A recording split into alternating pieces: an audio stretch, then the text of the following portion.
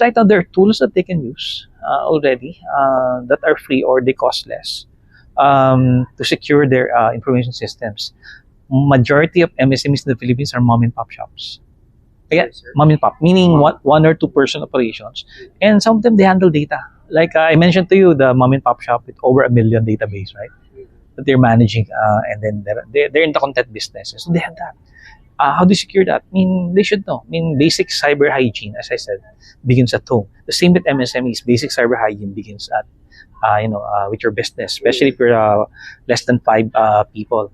So secure your devices, for example. Make sure that your software, basic software should be licensed. The services that you run your businesses in, do due diligence, like look at reviews, etc., and stuff, and make sure that basic patching. I mean, it's like has to be like breathing already.